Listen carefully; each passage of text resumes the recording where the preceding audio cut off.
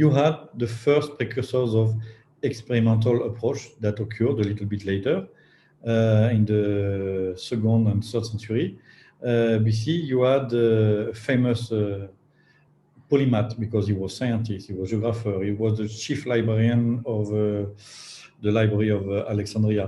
He was everything, really.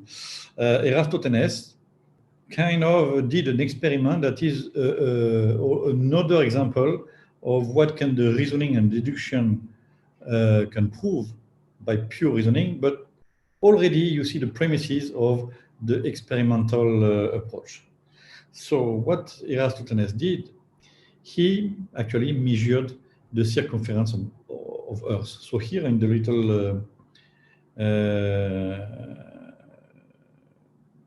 diagram that I took from the Encyclopedia Britannica, you have a representation of Earth, and you have a city where you have a well, and if you wait a good period of the year, the sun will be exactly above the well. Then you can infer that the ray of the sun will go directly into the sun. Eratosthenes was thinking that you can make an approximation. The sun is so far that you can approximate the projection of his rays, the rays of light on Earth, in a parallel way.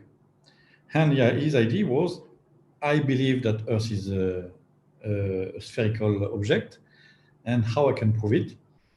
By the Pythagorean theorem.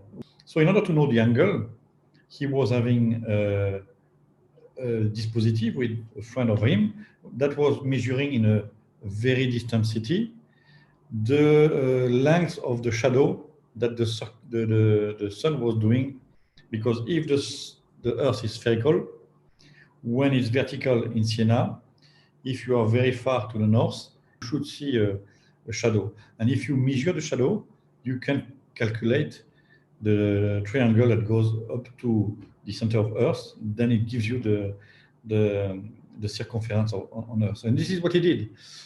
His calculation gave 39,375 kilometers, which actually is 1.4% less than the real Earth circumference in terms of error, an error of 1.4% less than the real Earth circumference, 40,076.